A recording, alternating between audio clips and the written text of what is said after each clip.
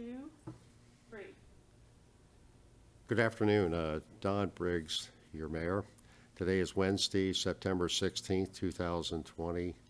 I am joined today by Secretary of Commerce Kelly Schulz from our wonderful state of Maryland. Thank you for joining us, Secretary. It's really an honor to have you come up here. I know you're part of the Frederick County fabric, but you've been stolen away. We don't get to see you very much. Mayor Briggs, it's a pleasure to be here. I'm very grateful for the invitation to come and talk to you and the community about what we've been doing within the department. Thank you. Thank you. Hey, on April 24th, the three-stage recovery plan, Maryland Strong Roadmap to Recovery, started, and we're kind of somewhere in stage three, and we for health reasons we stay a little reluctant. We can always backdrop, but that seems to be where we are. The deaths in Maryland are 3,712. That's plus 6 in 24-hour period. Every death's serious, but it seems like the ICU beds, the acute beds, and the total beds demands are down, and it's leveling off. We've had a little uptick here with 60 confirmed cases, and so I tell everybody here in the audience that Frederick County doesn't release any information because of the HIPAA laws on anything like that, but I know you're really pressed for time because there's this governor so I'd like, if I could just start with some questions. Could you tell me a little bit about the loan programs? Is there any money left there? Sure. Yeah. So first of all, it's been a really busy 6+ months now that we've been home since March. The Department of Commerce has really been working almost 100% remotely up until recently, with some folks going back into the office. And our mission at the department has changed a little bit. Still focused 100% on businesses and their continuity, but prior to COVID, our mission had really been the attraction of businesses, the growth and the expansion of current Maryland businesses. And during COVID, we were just trying to sustain business. So it's been a little bit of a different focus, and we're trying to get back to that a little bit. At the end of March, actually it was on March 23rd, the governor announced a business relief program for grants and for loans going to the small business community. And he asked the Department of Commerce to develop those programs and put those opportunities out to the general public. In the beginning, in the first round of funding, there was $50 million of grant funds for businesses that had less than 50 employees. And then there was $75 million of funds for loans also for businesses that had less than 50 employees. So we worked really hard to get our systems in place in order to be able to accommodate the very high demand, the volume of those applications that came out. And we have sent out all of the funds for that first round of funding. And in July, the governor announced another round of CARES funds to go into our grant program, because even though we weren't able to satisfy all of the grants in the first or the second round, having a very well put together process right now to continue to fund those existing grant applications that may be there, it's much easier and much faster now where we are. So we had an additional $45 million that went into that grant fund, and we are almost through that whole process now in a very short period of time. And then we put $5 million into our small business development fund, and those are loans going to disadvantaged businesses across the state, and that is going very well as well. So those businesses that may have more of a difficult time getting funding from traditional financial services. And then we put $5 million into a manufacturing innovation fund, which I think is one of the great success stories of COVID, because we looked at our critical needs list within the health care system, those critical needs at the beginning of the pandemic, such as the PPE, those personal protection equipment like face masks and gowns. in ventilators and ventilator parts. And what could we do in Maryland to start producing in volume those types of critical needs that we had for that healthcare and first responders? And so we allowed $100,000 grants to go to existing manufacturers or new manufacturers that could start quickly in the production of those types of items. And so what that did is it helped to provide more of a product here to those people that actually needed it, but it also helped to boost up the ability of our manufacturers to stay relevant and to build their businesses during a very difficult downturn in the economy. Well, it seems like you're a little further ahead than just sustaining it. Unemployment's down to 7.6. Was that August figure? Or That was the July figure. So we're really excited about where we are. Well, not as excited as we could be, not being in COVID, but we were at a very high unemployment rate at the beginning, going into April, having so many businesses that were shut down due to the decreasing the spread of the virus. But in our July numbers, our August numbers will be coming out very shortly this week. We were at 7.6%. The national average was 10.2%. So Maryland has the lowest unemployment rate in the Mid-Atlantic region, and a lot of that has to do with our slow, steady reopening of what we've been able to do with the business community. And because we're doing it slow and steady, our mission and our goal is to not only open Maryland for business, but to keep Maryland open for business, which is a priority. That's incredible. But Maryland's playing a bigger role globally with addressing needs with developing the vaccine and help manufacture PP&E.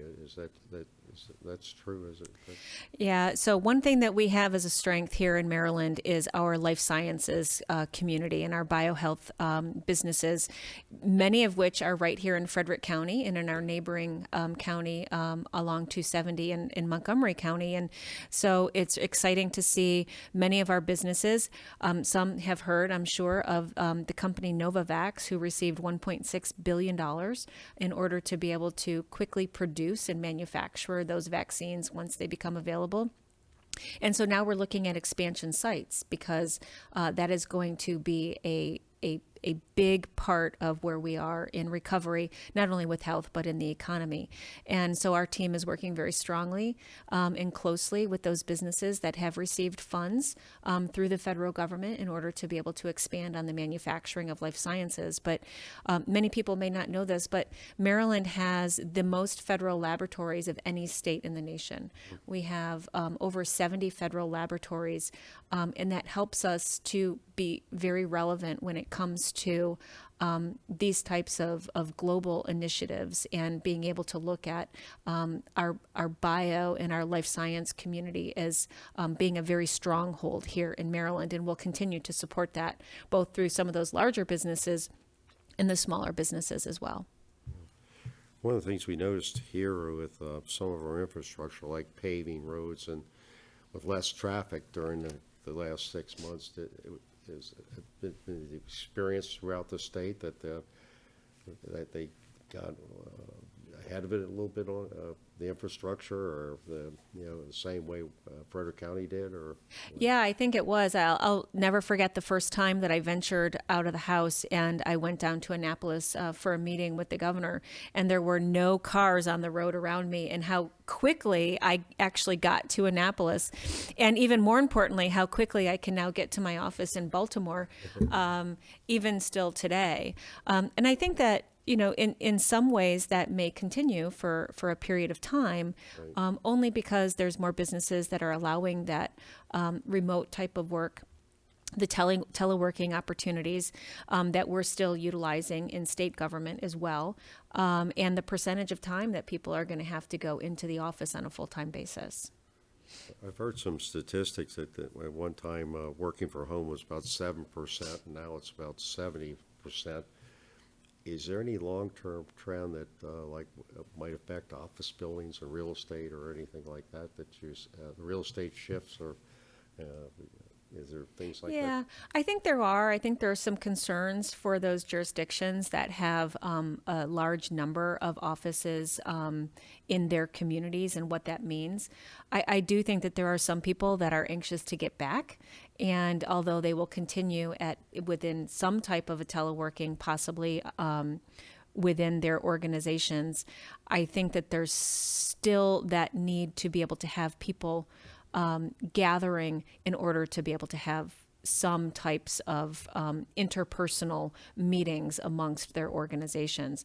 I know we're looking at that at the Department of Commerce and across all of the other agencies in state government. And, you know, possibly reducing the footprint that we have in office buildings, but still keeping those gathering places so that we can have that interaction with those decision makings. And I think I have felt a need for that over the last 6 months to get everybody in a room. There's some things that you can do during Zoom meetings or, you know, Google Chats, and there's some things that you just really need people together in order to be able to make some decisions. Right. There's a program, Mask on Maryland campaign. What can we help Yeah. out? So, well, here's my mask on Maryland. This is the mask, one of the masks that I choose to wear with our Maryland flag. One of the divisions that we have at the Department of Commerce that some people don't really realize that we do, we have our Office of Tourism. And the tourism community, and we also have our marketing divisions. So the Open for Maryland or Open for Business campaign that you see a lot in kind of our tagline, those communications, marketing, they all come through the Department of Commerce and our staff.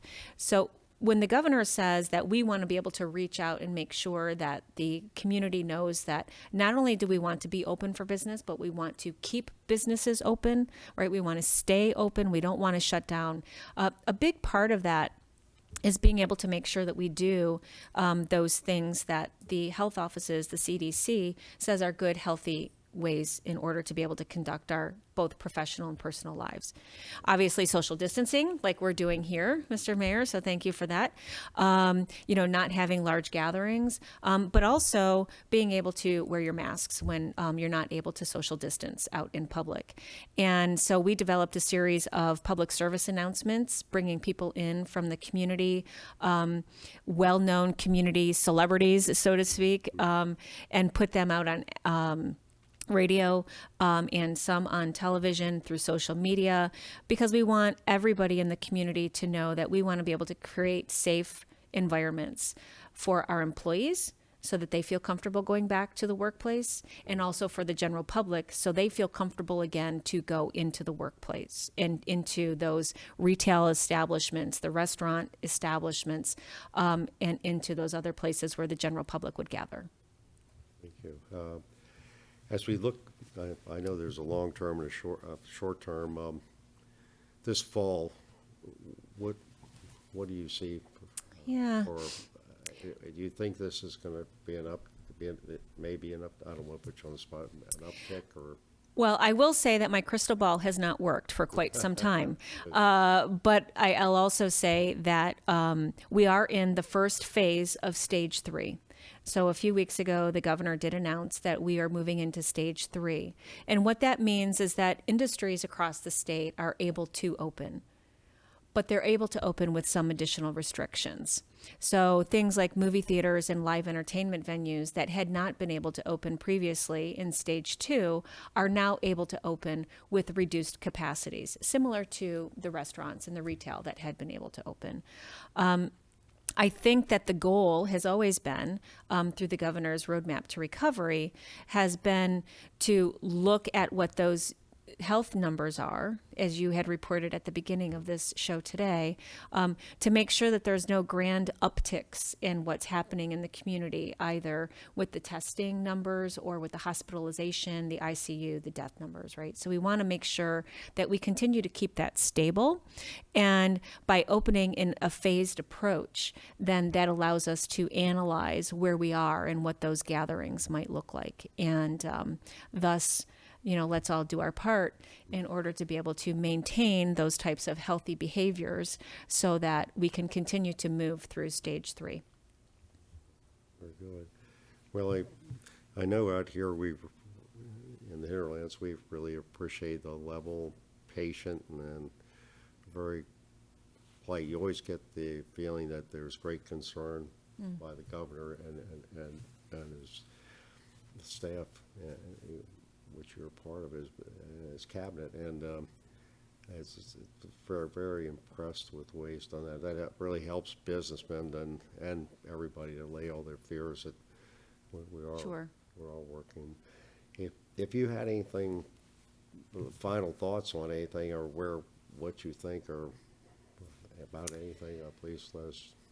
Well, I'll just say that, as concerned as we all were for all of those months about the healthcare crisis that we were having, we were all 100% committed to that. And everybody across the state wanted to be able to make sure that everyone was safe and to be able to get our hands around of how to be able to acknowledge that and move forward. We are as committed to the economic recovery, and the governor is as committed to the economic recovery. And we're doing everything we can innovatively, just like the businesses are, in order to be able to make our roadmap to our economic recovery just as successful as our roadmap to our health recovery. And as you said, I do have a short period of time here today because I do need to have these conversations with my colleagues and the governor as well today. But it is a top priority. Obviously, we at the Department of Commerce are here to help any business, no matter what stage of recovery that they are in.